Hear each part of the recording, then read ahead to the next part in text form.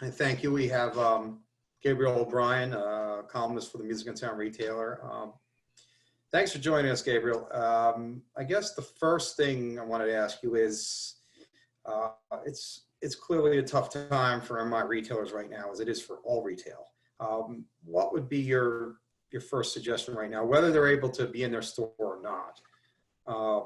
What would be your biggest tip right now for them right now? What should they be doing? What they should be should they be focusing I think right now is one of those, we've been talking a lot over the last few years about, using e-commerce and social media and things. I think if you have access to your store, this is when you want to, be putting the hammer down on making sure you have everything listed, on your website, on reverb.com, on eBay, on any third-party sites like that you use, to help generate cash flow, because obviously a lot of stores are going to struggle while all these shutdowns are going on. Even if you don't, utilizing, social media and any avenues you have to still talk to your audience and still at least create some content, even if it's from your home. I mean, you're at home right now. I can see your Peloton behind you. Good job working out still. But even if you're, on? Yes. even if you're at home, I'm in my home studio, which is kind of a mess. You can see boxes over here. I'm putting stuff away. But even if you're at home, I think still taking that time to connect is really important. A lot of store owners, or management people still have access to their stores. A lot of folks that are shut down are still going in and at least shipping things out. Or, I've seen people doing a lot of remote lessons. There's some people who, like Will Mason and Tim Spicer and some folks like that, made the pivot to remote video lessons very quickly, which is great. And I think, those things are going to be really important for a while. Okay, yeah, I think that's definitely a great point. And, it's going to be hard for some of it. But if they do, I mean, are you pretty confident that once I'm saying once, I'm not saying hopefully, I assume at some point we're going to get past this. So are you pretty confident that things are going to pick up pretty nicely, once we do? So if they are able to get through this tough time, that they'll be able to, move on and, and do pretty well, after this comes. So people are going to want to come out to stores at that point. I think a couple things. I think we're going to see the last decade or so of the business has been very transitional. Coming out of like the catalog age into the internet age, I think a lot of stores have kind of floundered, especially a lot of established companies that, smaller stores that have been around a long time have kind of floundered and have kind of struggled with embracing some of that stuff. Some folks have really pivoted well and made really good use of that. Again, even some established stores. I think it's going to change the face of the industry in some other ways. More so if this goes on longer, I think we're going to see more brands maybe do some direct sales, trying to make up what's not going through stores. I would not be surprised to see that. I don't have any firsthand knowledge indicating that that's what's going to happen, but I'll call it an educated guess just based on experience, because stores kind of act as like a holding pool for instruments. A manufacturer makes so many and then they ship them out to stores where they go to sell, and that keeps generating revenue for the company. So as that is going to peter off this month and next month, and hopefully we're back to normal after that. But if we're not, and this drags on longer, especially in some of the bigger areas, then that's going to have to get made up somehow. I would say that I have every confidence that this will pass, but I think we're kind of there's gonna be an ebb and flow to it. In terms of, I'm no medical expert or anything like that, but I think over the next 12 to 18 months, until the world is widely vaccinated and stuff, there's going to be an ebb and flow to how much outside time we get and how long things are open and stuff, I think. would be my guess. And I think that, yeah, people are going to want to go out and buy things. They're going to, I think having all this kind of close time and at home time certainly reminds us of things culturally, just like, I'm stuck at home. What do I do with myself? You can only watch so much Netflix or Disney Plus. So I think it's going to remind a lot of people that, oh, I used to play guitar. I could pick that up again. Or, people are going to bolster their home recording stuff, things like that. I think it gives a lot of people a little bit of opportunity. It's going to start up some interesting conversations about the value of those things for sure. So I think it's important that retail stores be prepared and also be trying to facilitate that now. Getting through the next few months, I think, is going to be kind of a grueling in some ways. I don't mean to be doom and gloom guy, but I think we're all kind of aware that it's going to be a hard time for some people.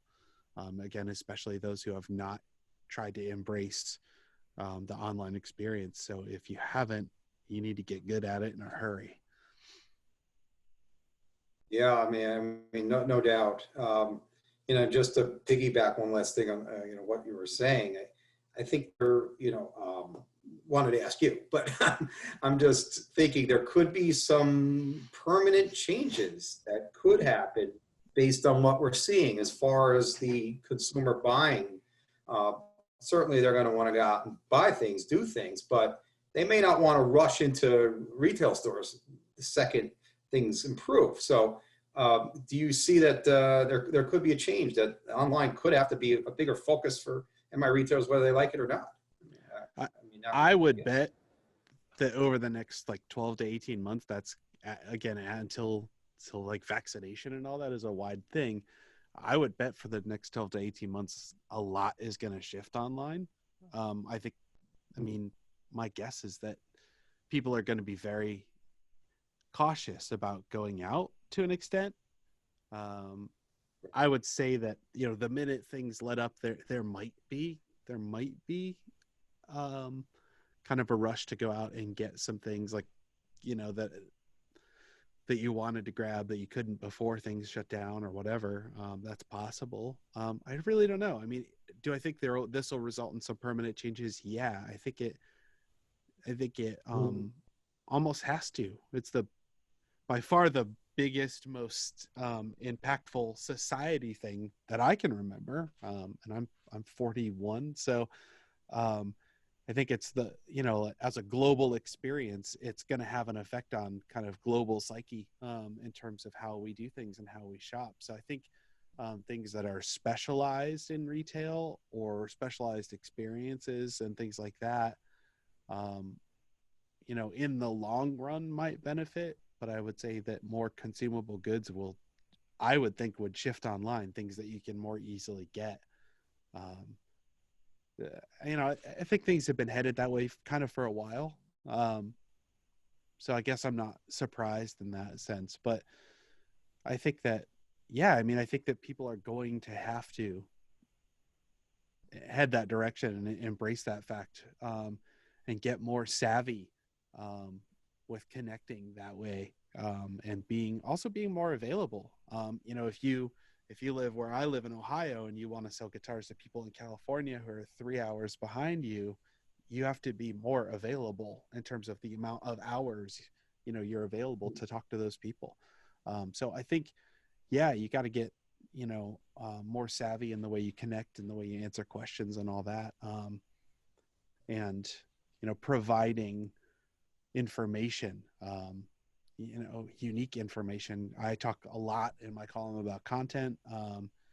And I think that stuff, will make the difference for a lot of people. People are consuming loads of content right now because, again, they're looking for something to do. So they're going on YouTube and they're watching guitar reviews and guitar videos and all that stuff.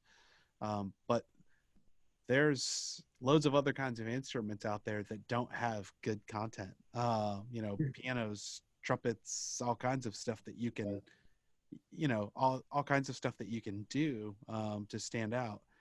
And I think that that's going to be a lot more important certainly over the next year, but I mean, I think it'll accelerate the way things are changing kind of permanently. Yeah, I think it will. Um, I, you know, I always try to be kind of cautiously optimistic about the future.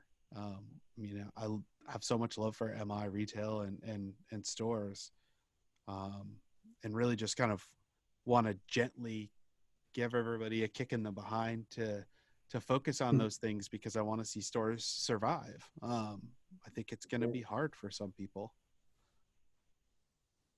Yeah, of course. I mean, there's no doubt. I think that the interest in music is not going to be waning, and it's not waning right now. I mean, they're just consuming it a different way. So so at least the interest is going to be there. I don't think the interest in music will ever go away. We've heard things. You've seen this stuff happen a million times. In your position where, oh God, I remember when like the Guitar Hero video game came out, and it was like, oh, nobody's going to want to play guitar anymore. We have these alarmist reactions to things like that.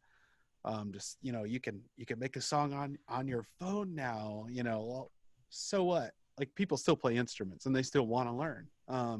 I think more of those things as on ramps than anything. But I think that, yeah, I don't think an interest in playing an instrument or learning an instrument will ever go away. I think the delivery system is shifting. And I think that creating opportunities for people to interact with smaller stores and not just big chains is going to be important. And I think that making yourself feel part of somebody's community, even though, like we are right now, being able to answer a question like this or teach a lesson like this is going to be way more important than it has been in a few years. I think you'll see kind of cottage industries maybe develop because of that. There are some stores that have huge, great lesson programs that are going to pivot, and they may start getting students from all over the country or all over the world just because of that. So I think creating opportunity for revenue streams like that will be important too. Oh yeah, great. I mean, they're certainly going to become better at doing videos. I know I've learned how to use Zoom really well in the last 3 days. So yeah, it has a lot of cool features. Thank you. Yeah, I want to thank Gabriel O'Brien. And I should mention before we go that you're going to have a special article. You could check that out soon. He's working on it probably today. Working on it. He's working on it right now when we get off this call. So you can check that out at msretailer.com. That'll be up really soon. And if you have questions, or you just need to, some help getting started with content or stuff like that, feel free to shoot me an email. I'm always willing to hop on a Zoom call or help people out. Like I said, I want retail stores to thrive as much as possible. So if I can help, I'd love to. Okay. Well, fantastic. Thank you so much, Gabe. I really appreciate all the help and that you're providing for the retailers right now. It's certainly anything they can use, is tremendous. So thank you.